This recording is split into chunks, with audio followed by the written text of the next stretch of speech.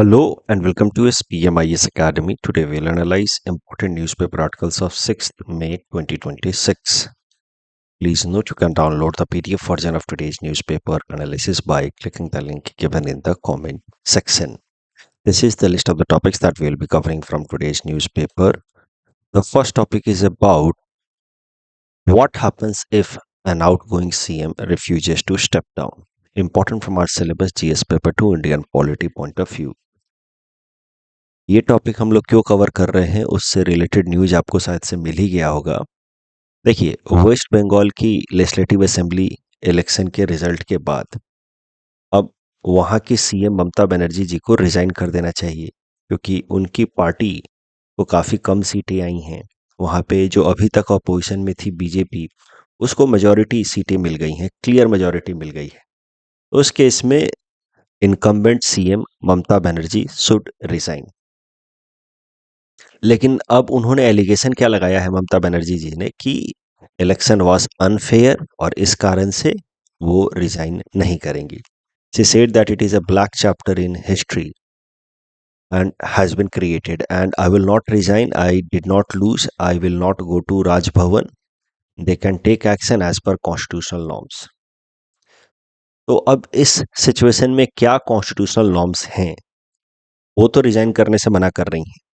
तो ऐसी स्थिति में क्या आगे हो सकता है, कैसे उनको हटाया जाएगा? तो देखिए, आर्टिकल 164 ऑफ द कॉन्स्टिट्यूशन कहता है कि chief minister holds the office of chief minister during the pleasure of the governor. मतलब आर्टिकल 164 के हिसाब से the governor can ask the chief minister to step down, या दूसरे शब्दों में the governor can remove the chief minister. Of course normal circumstances में अपने मन से नहीं हटा सकते। जब तक चीफ मिनिस्टर के पास या उनकी पार्टी के पास मेजॉरिटी है on the floor of legislative assembly, तब तक तो गवर्नर नहीं हटा सकते। लेकिन if the party of the chief minister loses majority on the floor of the house, उस केस में governor has power to ask the chief minister to step down under article 164। अगर फिर भी वो स्टेप डाउन नहीं करती हैं, then article 172 का इस्तेमाल होगा। देखिए, आर्टिकल 172 कहता है कि state assembly last for 5 years, उसके बाद वो अपने आप डिसॉल्व हो जाएगा। तो अगर वक्त से पहले डिसॉल्व हो गया, किसी पार्टी को मेजॉरिटी नहीं मिली, इस कारण से सरकार नहीं बन पाई, तो प्री मैच्योर तरीके से डिसॉल्व हो गया, तब तो अलग बात है। अदरवाइज अगर स्टेट लेजिस्लेटिव असेंबली 5 साल चल भी जाता है, तो 5 साल पूरे होते ही वो ऑटोमेटिकली डिसॉल्व हो जाएगा। करंट जो वेस्ट बंगाल की लेजिस्लेटिव असेंबली है, इसका 5 साल का टर्म खत्म हो रहा है ऑन 7 मई 2026। तो उस दिन ये अपने आप current legislative assembly of west Bengal dissolve हो जाएगी। फिर नई लेजिस्लेटिव असेंबली बुलाई जाएगी। उस नई असेंबली के फ्लोर पे नाउ फ्लोर टेस्ट कराया जाएगा कि किस पार्टी के पास मेजॉरिटी है, और उस फ्लोर टेस्ट में तो 100% ममता बनर्जी जी की पार्टी टीएमसी फेल होगी इन प्रूविंग इट्स मेजॉरिटी। उसके बाद उनको रिजाइन करना होगा, या तो फिर उनको उसके बाद गवर्नर बोलेंगे कि now you please step down. तो वैसे तो गवर्नर को अभी ही कह देना चाहिए, लेकिन अगर 164 का इस्तेमाल करके ही कह देना चाहिए कि यू प्लीज स्टेप डाउन। अगर वो अभी भी एडमेंट होती हैं, तो फिर फ्लोर टेस्ट करा करके बोला जाएगा यू प्लीज स्टेप डाउन। और फ्लोर टेस्ट कराने के बाद भी if she refuses to step down, तो उसके बाद तो फिर शायद से लीगल एक्शंस लिए जाएंगे। If she refuses to vacate CM house, CM office, तो उसके बाद तो लीगल एक्शन लिए जाएंगे। इस टॉपिक डिस्कशन के बेसिस पे ये प्रीलिम्स प्रैक्टिस क्वेश्चन है। Please attempt this question and submit the answer in the comment section. Next topic is about Frigate Development Program of India. Important from our syllabus GS paper 3 Science and Technology point of view, especially with respect to defense segment. Frigates होते क्या है? Frigates are medium sized warship. उनका versatile role होता है Indian navy के अंदर। Escort services भी provide करेंगे, पेट्रोलिंग का भी काम करते हैं, anti submarine, anti air and anti surface warfare, हर तरीके की एक्टिविटी में ये काम आते हैं। That is why frigates are known as work horse of the navy. Frigates are smaller than a destroyer ship but larger than a corvette. अगर हम नेवी के पास जो अलग अलग तरीके के शिप्स हैं, उनको हम साइज वाइज अगर देखें तो सबसे बड़ा शिप होता है एयरक्राफ्ट कैरियर। एयरक्राफ्ट कैरियर इस तरीके का होता है जहां से एयरक्राफ्ट जो है टेक ऑफ कर सकते हैं और लैंड कर सकते हैं उनके ऊपर इन द सी, तो इनको कहा जाता है launch pad in the sea itself, या air pads in the sea itself, ये होते हैं aircraft carrier. Size wise they are the largest. उसके बाद होते हैं destroyer ships. They are used for offensive activities, यानी कि अगर वॉर के टाइम में नेवी डिस्ट्रॉयर शिप्स का इस्तेमाल कर सकती है। उसके बाद होते हैं, उनसे छोटे होते हैं फ्रिगेट्स, जिसके बारे में मैंने आपको बताया कि उनका बड़ा वर्सेटाइल रोल होता है, वॉर में भी काम आ सकते हैं, स्कॉट एंड पेट्रोलिंग में भी काम आते हैं। फ्रिगेट से भी छोटे होते हैं corvettes that are used for coastal defence. Frigates के ऊपर गाइडेड मिसाइल्स एस्टैब्लिश किए जा सकते हैं। डिस्ट्रॉयर शिप्स के ऊपर तो लगाए जाते ही हैं, फ्रिगेट्स के ऊपर भी guided missiles would be installed. अब फ्रिगेट्स को डेवलप करने के लिए, अलग अलग तरीके के फ्रिगेट्स डेवलप करने के लिए भारत ने नए प्रोग्राम्स लॉन्च किए। सबसे पहला जो फ्रिगेट डेवलपमेंट प्रोग्राम है इन रिसेंट टाइम, उसका नाम है project 17। Project 17 is now completed. उसके बाद लाया गया project 17A which is ongoing, almost completed ही है। और जब प्रोजेक्ट 17A पूरी तरह से कंप्लीट हो जाएगा तब लाया जाएगा project 17B which is planned for future. तो project 17 which is already completed, project 17 के अंतर्गत 3 स्टिल्थ फ्रिगेट्स बनाए गए हैं। स्टिल्थ फ्रिगेट मतलब जो एनिमी के रडार्स को अवॉइड कर सकते हो, वैसे फ्रिगेट्स को कहा जाता है स्टिल्थ फ्रिगेट। इसमें 3 फ्रिगेट्स बनाए गए प्रोजेक्ट 17 के अंतर्गत, INS Shivalik, INS Satpura and INS Sahyadri. तो जो पहला शिप होता है किसी भी प्रोजेक्ट के अंदर, उसी शिप के नाम के साथ उस प्रोजेक्ट का नाम रख दिया जाता है। जैसे कि प्रोजेक्ट 17 का पहला शिप है INS शिवालिक, तो प्रोजेक्ट 17 को कभी कभार हम लोग शिवालिक क्लास प्रोजेक्ट भी कहते हैं। इसके अंतर्गत जो भी फ्रिगेट्स बने उन सबको कलेक्टिवली कहा जाता है शिवालिक क्लास फ्रिगेट्स। प्रोजेक्ट 17 के कंप्लीशन के बाद लाया गया प्रोजेक्ट 17A। इसमें 7 स्टील्थ फ्रिगेट्स बनाए जाएंगे 2 अलग अलग जगहों पे, Mazagon dock shipbuilders in Mumbai and garden reach shipbuilders and engineers in Kolkata. ये जो प्रोजेक्ट 17A के अंतर्गत फ्रिगेट्स बनाए जा रहे हैं, उनकी stealth capacity is superior in comparison with the frigates of project 17। उनके ऊपर रडार एब्जॉर्बेंट कोटिंग्स लगी होगी जो एनिमी के रडार सिस्टम को अवॉइड करने में काफ़ी हेल्पफुल रहेगा। इसके ऊपर सुपीरियर वेपन्स को भी इंस्टॉल किया जा सकता है। इसका जो पहला शिप है प्रोजेक्ट 17A का पहला शिप, उसका नाम है नीलगिरी, INS नीलगिरी। इसीलिए प्रोजेक्ट 17A के अंतर्गत जितने भी शिप्स बनाए जाते हैं उनको कलेक्टिवली कहा जाता है नीलगिरी क्लास शिप। इसमें 7 स्टील्थ फ्रिगेट्स बनाए जाने हैं। नीलगिरी के बाद Himgiri, Taragiri, Udaygiri, Dunagiri, Vindhyagiri and Mahendragiri. Now this project is almost completed. INS Mahendragiri was recently delivered to Indian Navy. Project 17A के अंदर 75% of the component is indigenous by value। अगर जितने का सिप बना है एक सिप, उसका कम से कम 75% सामान जो है वो इंडिजीनस है, यानी कि देश में बना हुआ है। तो दैट इंडिकेट्स आत्मनिर्भरता इन डिफेंस। प्रोजेक्ट 17A के सारे शिप्स लगभग डिलीवर हो चुके हैं, 7 में से 6 शिप्स डिलीवर हो चुके हैं। तो अब प्रोजेक्ट 17A जैसे ही कंप्लीट होगा, hopefully by the end of 2026 project 17A will be completed. उसके बाद लॉन्च होगा next generation frigate programme project 17B।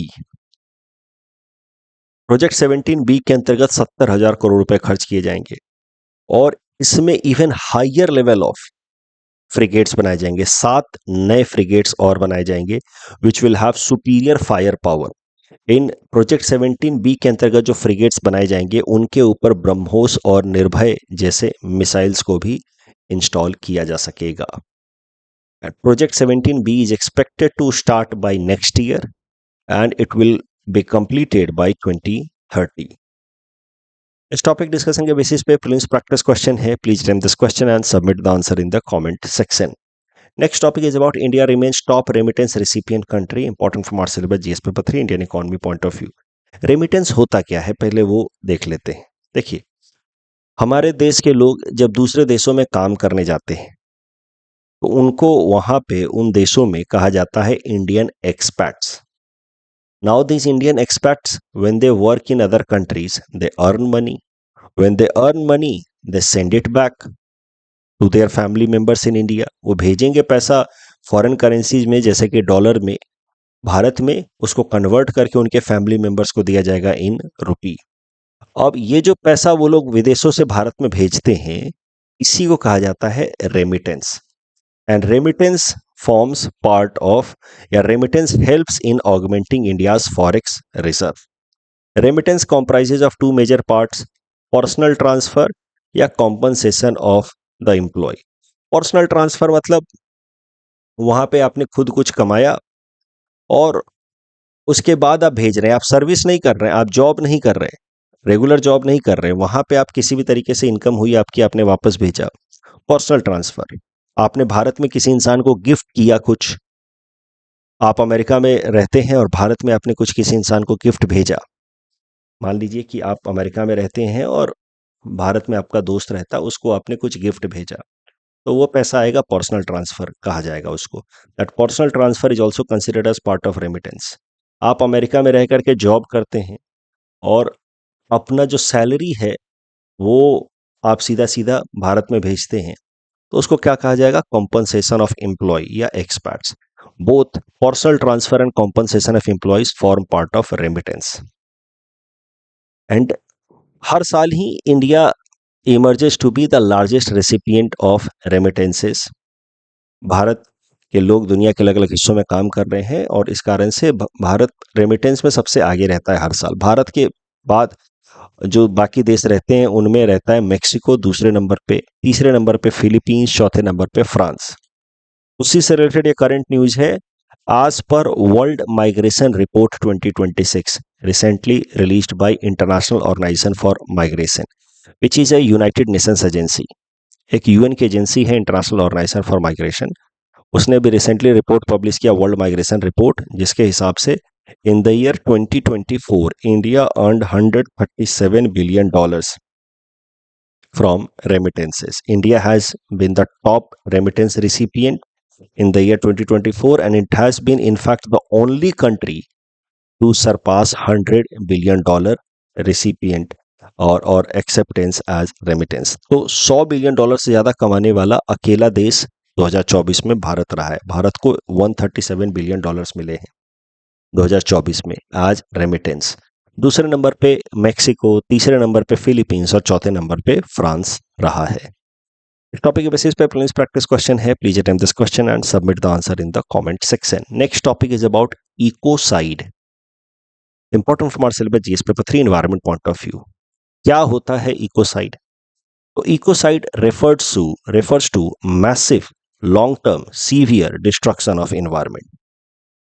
अगर कोई भी ह्यूमन एक्टिविटी है जिस कारण से, डेलिबरेट ह्यूमन एक्टिविटी जिस कारण से लोकल इकोसिस्टम को massive and long term damage होता है, तो वैसे ह्यूमन एक्टिविटी को कहा जाएगा इकोसाइड। जैसे जीनोसाइड होता है किसी एक सेलेक्टिव कम्युनिटी के लोगों को मारना, वैसे ही पेड़ पौधों को काटना लार्ज स्केल पे, उसको क्या कहा जाएगा, ecocide. This term ecocide was coined first in 1970 by professor Arthur G गैल्स्टन।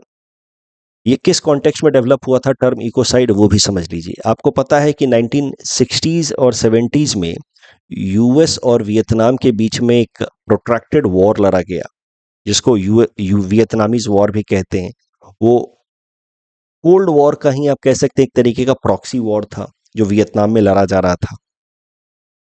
US नहीं चाहता था कि वियतनाम के अंदर कम्युनिस्ट गवर्नमेंट आए और इस कारण से US sent its air force started bombarding the communist sympathizers and supporters in Vietnam, क्योंकि नहीं चाहता था कि कम्युनिस्ट गवर्नमेंट आए, जिस कारण से यूएसएसआर का इन्फ्लुएंस वियतनाम में बढ़े। तो यूएस वियतनाम वॉर जो है काफी लंबे समय तक चला है, लगभग एक डिकेड तक चला है 60s और 70s में। अब वियतनाम के अंदर जो कम्युनिस्ट सपोर्टर्स थे they we are engaging into guerrilla warfare, जंगलों में छुपे रहते थे और वहां से एकाएक से सामने निकल करके आते थे और अटैक करके वापस से जाके छुप जाते थे।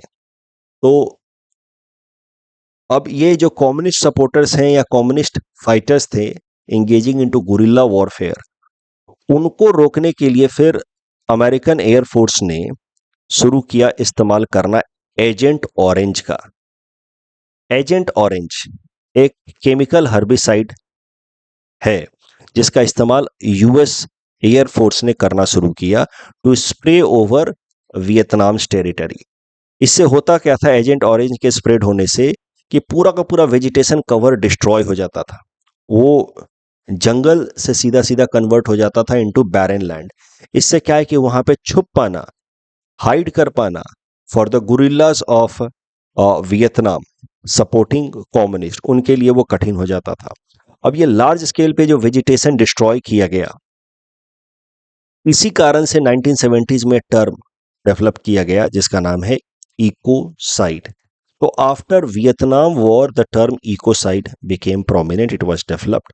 इकोसाइड के कारण ये जो एजेंट ऑरेंज है, इस कारण से सिर्फ इकोसिस्टम को, फॉरेस्ट को नुकसान नहीं हुआ, लोगों के हेल्थ के ऊपर भी बड़े लॉन्ग टर्म डैमेजेस हुए हैं। सो एजेंट ऑरेंज का इस्तेमाल जब 1970s में हुआ, उसके बाद the term ecocide became prominent.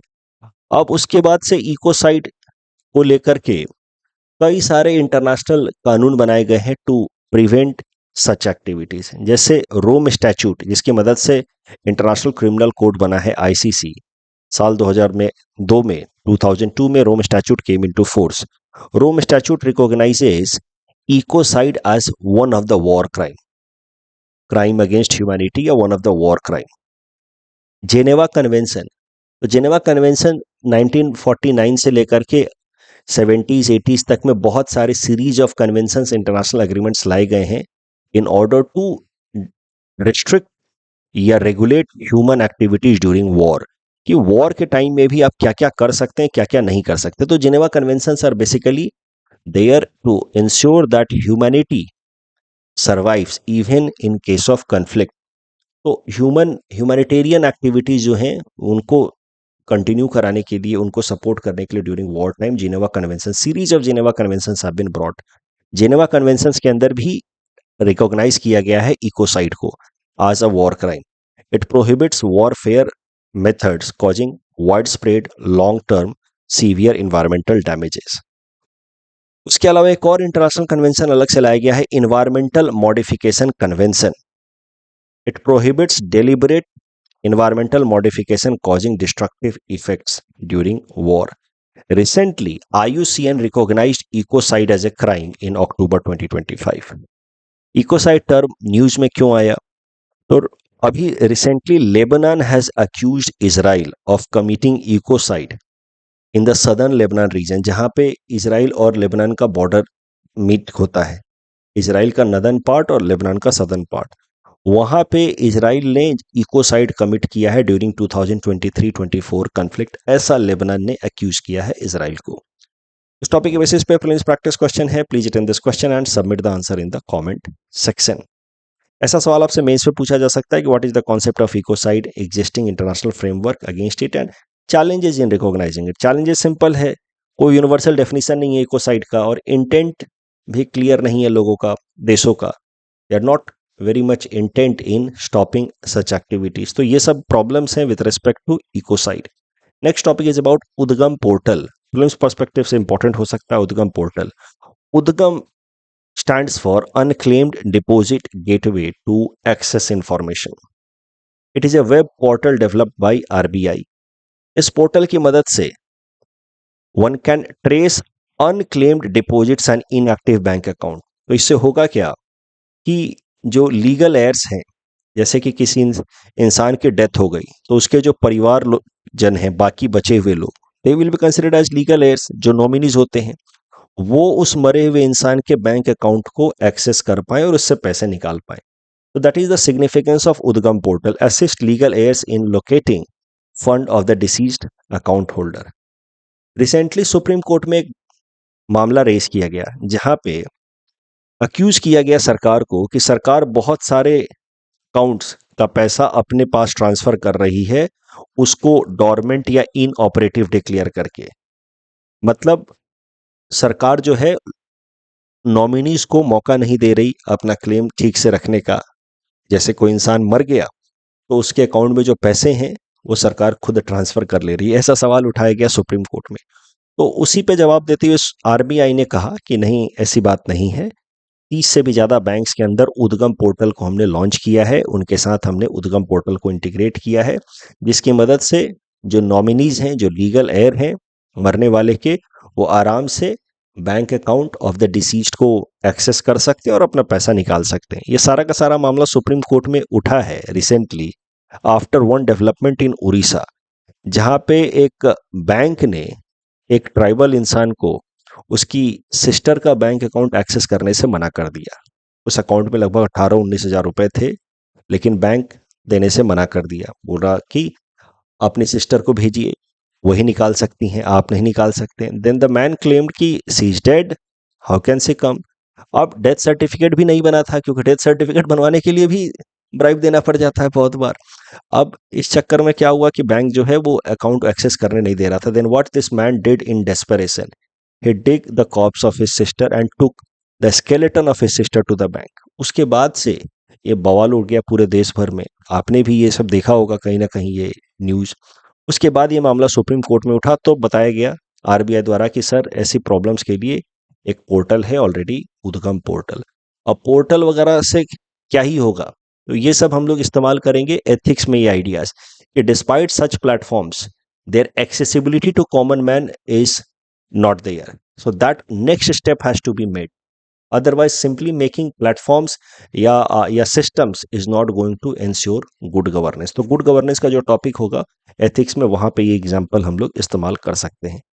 उद्गम से रिलेटेड ये प्रीलिम्स प्रैक्टिस क्वेश्चन है। Please attempt this question and submit the answer in the comment section.